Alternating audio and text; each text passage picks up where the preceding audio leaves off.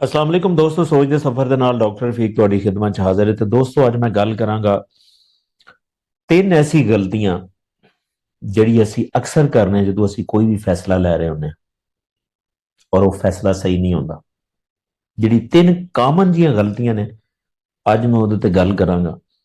ਔਰ ਉਹਦੇ 'ਚ ਸਭ ਤੋਂ ਪਹਿਲੀ ਜਿਹੜੀ ਗਲਤੀ ਅਸੀਂ ਕਰਨੇ ਆ ਕਿ ਹਮੇਸ਼ਾ ਅਸੀਂ ਫੈਸਲਾ ਜਜ਼ਬਾਤ ਨਾਲ ਲੈਂਦੇ ਹਾਂ, ਜਜ਼ਬਾਤੀ ਫੈਸਲਾ ਲੈਂਦੇ ਹਾਂ। ਔਰ ਹਮੇਸ਼ਾ ਗੱਲ ਯਾਦ ਰੱਖਿਆ ਜੇ ਕਿ ਜਿਹੜਾ ਵੀ ਫੈਸਲਾ ਜਜ਼ਬਾਤ 'ਚ ਲਿਆ ਜਾਂਦਾ ਨਾ ਉਹ ਅਕਸਰ ਠੀਕ ਨਹੀਂ ਹੁੰਦਾ। ਯਾਨੀ ਜਜ਼ਬਾਤ ਦਾ ਮਤਲਬ ਹੈ ਕਿ ਜਦੋਂ ਤੁਸੀਂ ਡਰ 'ਚ ਹੋ, ਖੌਫ 'ਚ ਹੋ, ਗੁੱਸੇ 'ਚ ਹੋ, ਫਰਸਟ੍ਰੇਸ਼ਨ 'ਚ ਹੋ ਜਾਂ ਜ਼ਿਆਦਾ ਖੁਸ਼ੀ 'ਚ ਹੋ, ਉਹ ਫੈਸਲਾ ਸਹੀ ਨਹੀਂ ਹੁੰਦਾ। ਕਿਉਂਕਿ ਹਮੇਸ਼ਾ ਯਾਦ ਰੱਖਿਆ ਜੇ ਜਦੋਂ ਵੀ ਕੋਈ ਤੁਹਾਡਾ ਜਜ਼ਬਾਤ ਹਾਈ ਹੋਣ ਤੇ ਤੁਹਾਡਾ ਇਮੋਸ਼ਨਲ ਬ੍ਰੇਨ ਏਰੀਆ ਐਕਟਿਵ ਜ਼ਿਆਦਾ ਹੋ ਜਾਂਦਾ। ਔਰ ਜਦੋਂ ਤੁਹਾਡਾ ਇਮੋਸ਼ਨ ਬ੍ਰੇਨ ਏਰੀਆ ਐਕਟਿਵ ਹੁੰਦਾ ਹੈ ਨਾ, ਤੁਹਾਡਾ ਲੌਜੀਕਲ ਜਿਹੜਾ ਸਹੀ ਫੈਸਲਾ ਕਰਨ ਵਾਲਾ ਬ੍ਰੇਨ ਹੈ ਉਹ ਕੰਮ ਨਹੀਂ ਕਰ ਰਿਹਾ ਹੁੰਦਾ। ਅਗਰ ਤੁਸੀਂ ਉਸ ਵਕਤ ਫੈਸਲਾ ਲਓਗੇ ਤਾਂ ਅਕਸਰ ਠੀਕ ਨਹੀਂ ਹੋਏਗਾ।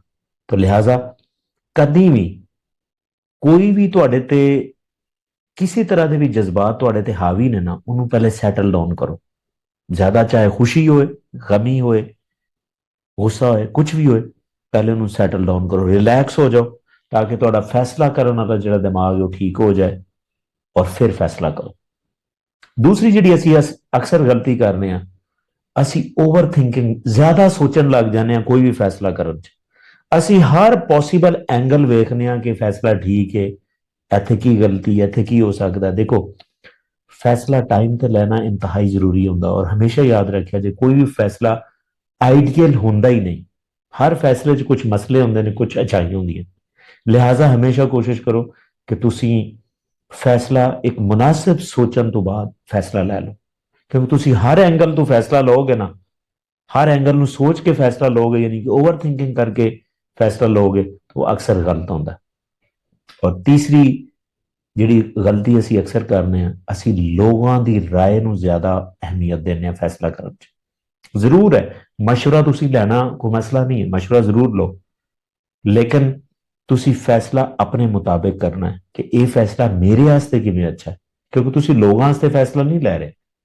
ਤੁਹਾਡੀ ਇੱਕ ਆਪਣੀ ਆਪਣੀ ਇੱਕ ਕਲਚਰ ਹੈ, ਤੁਹਾਡਾ ਇੱਕ ਆਪਣਾ ਫੈਮਿਲੀ ਹੈ, ਤੁਹਾਡਾ ਇੱਕ ਆਪਣਾ ਸਿਸਟਮ ਹੈ, ਤੁਹਾਡੇ ਆਪਣੇ ਰਿਸੋਰਸਿਸ ਨੇ। ਤੁਸੀਂ ਉਹਦੇ ਮੁਤਾਬਿਕ ਫੈਸਲਾ ਲੈਣਾ। ਮਸ਼ਵਰਾ ਤੁਸੀਂ ਜ਼ਰੂਰ ਕਰੋ, ਕਿਉਂਕਿ ਹਮੇਸ਼ਾ ਦਿਮਾਗ ਦੀ ਇੱਕ ਆਦਤ ਹੈ ਕਿ ਦਿਮਾਗ ਸੋਸ਼ਲ ਵੈਲੀਡੇਸ਼ਨ ਨੂੰ ਜ਼ਿਆਦਾ ਐਕਸੈਪਟ ਕਰਦਾ ਹੈ। ਸੋਸ਼ਲ ਵੈਲੀਡੇਸ਼ਨ ਦਾ ਮਤਲਬ ਹੈ ਕਿ ਲੋਕਾਂ ਦੀ ਰਾਏ ਨੂੰ ਜ਼ਿਆਦਾ ਮੰਨਣ ਦੀ ਕੋਸ਼ਿਸ਼ ਕਰਦਾ, ਲੇਕਿਨ ਤੁਸੀਂ ਚੈਲੰਜ ਕਰਨਾ। ਔਰ ਫੈਸਲਾ ਹਮੇਸ਼ਾ ਆਪਣੀ ਰਾਏ ਦੇ ਮੁਤਾਬਿਕ, ਜੋ ਤੁਹਾਡੀ ਸੋਚ ਕਹਿ ਰਹੀ ਹੈ ਉਹਦੇ ਮੁਤਾਬਿਕ ਤੁਸੀਂ ਫੈਸਲਾ ਕਰਨਾ। ਮਸ਼ਵਰਾ ਤੁਸੀਂ ਜ਼ਰੂਰ ਲੈਣਾ। ਤੇ ਲਿਹਾਜ਼ਾ ਅੱਛਾ ਤੁਸੀਂ ਫੈਸਲਾ ਕਰਨਾ ਚਾਹੁੰਦੇ ਜੇ ਨਾ, ਇਹ ਤਿੰਨ ਗਲਤੀਆਂ ਤੋਂ ਬਚੋ। ਉਮੀਦ ਹੈ ਕਿ ਤੁਹਾਨੂੰ ਕਨਸੈਪਟ ਸਮਝ ਚ ਆਇਆ ਹੋਏਗਾ। ਲੇਕਿਨ ਫਿਰ ਵੀ ਤੁਹਾਡਾ ਕੋਈ ਕੁਐਸਚਨ ਹੈ ਤੇ ਕਮੈਂਟ ਸੈਕਸ਼ਨ ਜ਼ਰੂਰ ਮੈਂਸ਼ਨ ਕਰੋ। ਇਨਸ਼ਾਅੱਲਾ ਮੈਂ ਉਹਦਾ ਜਵਾਬ ਵੀ ਦੇਵਾਂਗਾ, ਹੋ ਸਕਿਆ ਤੇ ਵੀਡੀਓ ਵੀ ਬਣਾ ਦੇਣਾ। ਜਜ਼ਾਕ ਅੱਲਾ।